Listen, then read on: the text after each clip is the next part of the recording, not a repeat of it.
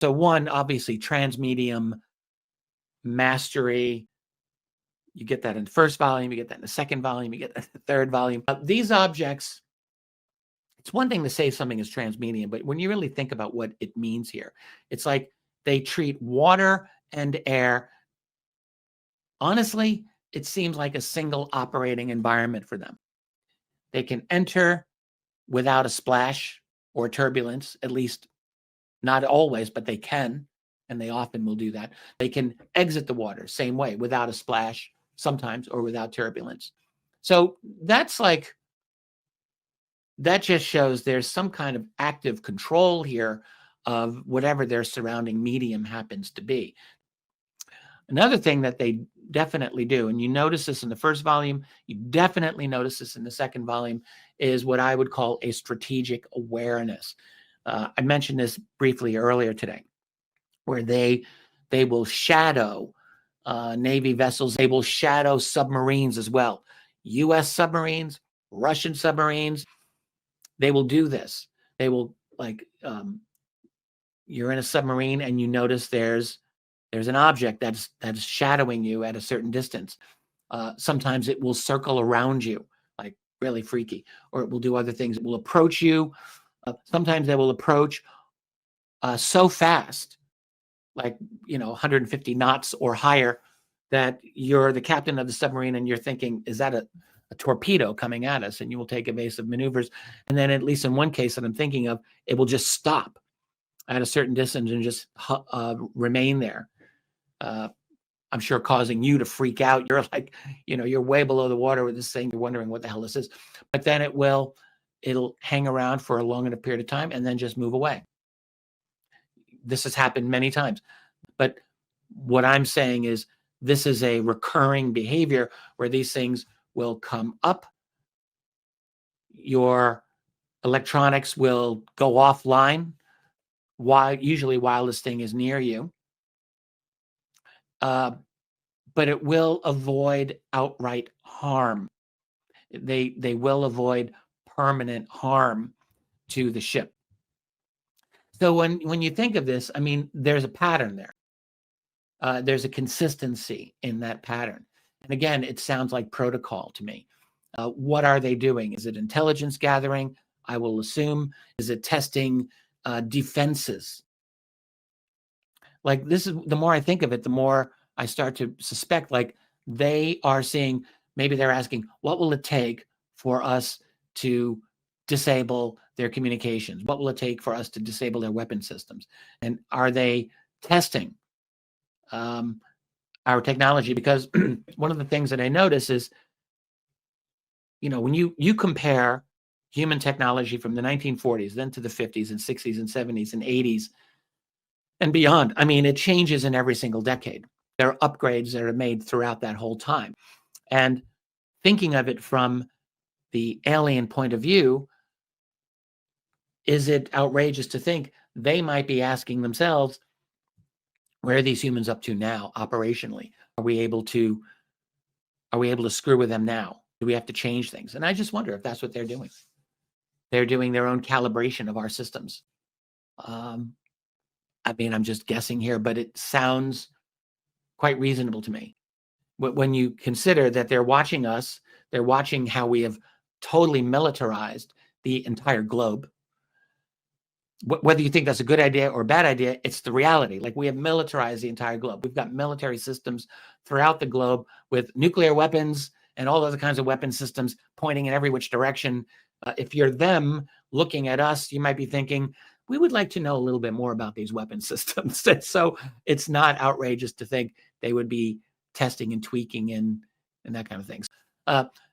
They are very confident. They are cautious, but they are confident as hell. The way that they operate, the way that they go about their business, it strikes me as exceptional levels of confidence. Like, they know there's nothing we can do. They have got this under their control. They've got a long-term presence. They are well adapted to our planet. This is not some transient little, we're here for a little while, then we're taking off. Doesn't seem like that to me. They do not seem threatened by our militaries. But they are careful to avoid direct confrontation. That has to be said. But they are not afraid of us. I don't think at all. They are definitely, I am convinced of this, interested in military strategic assets, without a doubt. You get persistent approaches to like carriers and destroyers, nuclear submarines. They are not afraid of that technology. So I think they are very interested in our capacity for war. I think they would be very interested in our nuclear weapons in the oceans as well as on land. We've already known about that. So they're interested in that. They are aware that we perceive them as well. All of these things, like the fact that there are probably human-like beings in the rare sightings of occupants, the management of their visibility, the selective electromagnetic suppression. To me, all of this suggests an effort to control how they are perceived. They don't want us to document them when they don't want us to do that. Maybe they don't want to shock us. Maybe they don't want to confuse us, or maybe they do want to confuse us, but they are aware of how we are perceiving them, and they take steps to manage that however they want to do that. And when I think of like, are they good guys or bad guys? I would say I have not seen like obvious evidence of hostility in the cases that I'm looking at. Even in the military confrontation cases, I can't really convince myself that there's a hostility there, but I'm not saying that that means that they are benign. I don't think they're bent on destruction of us, but they have an ability to shut down whatever systems they want. They have an ability to manipulate our perception however they desire. They make it clear we are not in control of the encounter. They are in control. They might be benign, but I don't really know that they're benign. I do believe that they are interested in some kind of long-term monitoring, or long-term by our standards. There's enough of these cases spread out over time that makes me think they are continuously sampling like our oceans, our atmosphere, definitely just human activity. I think that they are doing that. I think their presence seems to I think they're doing some kind of counterintelligence or managing our awareness to the best of their ability. We have underwater systems to detect things. All these underground sonar arrays, for example. We've got our nuclear submarine fleets. I think like they're aware of all of this. There's no question. And they are concerned about managing our awareness of them. I was surprised he was kind of poo-pooing crash retrievals. He says he's not too sure they're crash retrievals. Who is this? The head of the he's the head of the UFO research center there in New Mexico. They got all the archives. David Marler? Yeah. And he was saying that he wasn't certain. I go like, my God, look at Springfield's work. I mean, all these people are lying. I mean, he was very skeptical, and he was continuing to share, as so many academics do, that, oh, we need more data. We need more data. What kind of data are you going to get? If you've got an object going 15,000 miles an hour on radar in the 1950s, what the hell do you have? There's nothing I have a high regard for David, always have. But I think he's kind of taken a step back from public engagement with this field. And I know he's gotten in very close with some of, you could say, some of the more conservative UFO researchers, even people like Barry Greenwood and Jen Aldrich. So I just think of any scientific method that's going to tell you that these are alien craft or anything else. They don't have, made in Alpha Centauri written on the side. There's nothing you can glean from signals intelligence. Even like the Tedesco brothers who are doing all this work in New Jersey. I like those guys. Yeah, they're collecting all kinds of data, tons of data, but there's no data you're going to collect that's going to say that's an alien craft. No, you know, it's no. I want to reach out to them. I think I really dig those guys. I think they do really good work. Oh, they're doing very good work at their own expense, and they are collecting a lot of anomalous data. It's clearly what they're recording is not black projects on the ocean. This is something anomalous. That's all you'll ever be able to say until you have a craft that you can examine, which we think that OSAP did. So let me ask you this. So you started this section off by discussing, the potential for some kind of breakthrough, is I think how you're putting it, discussing political instability as it may relate to some kind of breakthrough. And you said more than once in this conversation that you thought it could happen even this year or maybe next year. Could you expand on that a little bit? Like, do you think? Yeah, I believe there's a psychological limit. Yeah, I believe there's a psychological limit to how long people are willing to hold a secret. We've seen this with a lot of the old timers like Jesse Marcel and Curso, and there's just you come to a point where even if you're a young individual, if you're working one of these legacy programs under this sword of Damocles that you can't talk about even to your family, at some point you go like, you know what, I've done my time. I'm not going to live like this the rest of my life, where I can't even tell my wife what I do for a living. And I think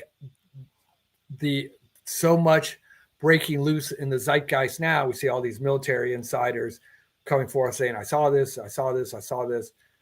And there's some tech going like, yeah, I built that, black triangle based on UFO technology or whatever. And I never get credit for it because I work in this secret facility. And if I say anything, they're going to kill me and my whole family. And eventually you just go like, what the hell? I'm going to give them till the end of the year. And if no one says anything, I'm going to come forward. And I think that's what we're looking at. And I think there's several people that are willing to do that now. They just had enough of it. They just don't want to live like this anymore. Well, I can see that happening too. If they can bring the proper receipts to prove what they did, maybe that'll make a difference. Personally, you know what? I think the real weak link, the real chink in the armor right now is what we just talked about in the first section of this, the whole Glenn Gaffney CIA connection to Lockheed and Bigelow. I mean, to me, this is something that actually has real potential to truly to break things open. I mean, you think of it, Lockheed Martin having perhaps a Tic Tac UFO or UAP, preventing Robert Bigelow to get access to it. And then the angle that we discussed in the first half of this, essentially disclosure, not as a public, doing this for the public, but rather as a behind the scenes, getting a piece of the action, making some money type of adventure, which I think is far more realistic as to what actually is going on. Like, that's a story that, like, the story is almost right there now. Like, we almost have the whole story here. So, I could just see someone pulling the thread of that one a little more and just seeing like, shit, this is now a story that cannot be contained. That, I think, actually could lead to as Carl Nell would call, a catastrophic disclosure, maybe. Yeah. What do you think? Yeah, I agree. And it would probably come along some type of alternative energy front, some breakthrough in physics and energy production. You're like, oh, look what we stumbled on. And we got this breakthrough. We couldn't tell anybody until now. And now that we can make some money off it, we're going to let everybody in on it. It's a secret that's been held long past its expiration point. And people are just tired of carrying. It's a burden, even unrelated to the UFO stuff. Just my work with Homeland Security, there are things I can't talk about, and I know I will have to carry these secrets indefinitely. And they're secrets that should be kept. And if I was working on something that was like, there's life on other planets and we're meeting with them and we have craft and that's a whole nother level of secret. To take that to your grave is like, I don't know. Many have done it. There are not a lot of people that are really built for that. It's tough enough to be given the benign secrets. This is going on, or that's going on, or we can't talk about this, we can't talk about that. They're very benign, but there's stuff that you can't talk about because of sources of method. But if you're talking about, we have alien craft and connection, I mean, there's Eric Davis talking about, oh, we know these 4 alien beings that were here after. He was just saying like he was talking about new UN members or something. You know, you go like, Eric. Yeah, that kind of got dropped into the memory hole already. Yeah, you go. It wasn't that long ago. No, and my jaw dropped that he was saying that. It really, you're telling that to a sitting congressman, and Burleson was just going, yeah, you know, oh my God. So that's the kind of stuff that somebody who's working the legacy program going, yeah, not only are they helping us with the technology or doing this and that, whatever, someone will eventually go, it's too much to carry.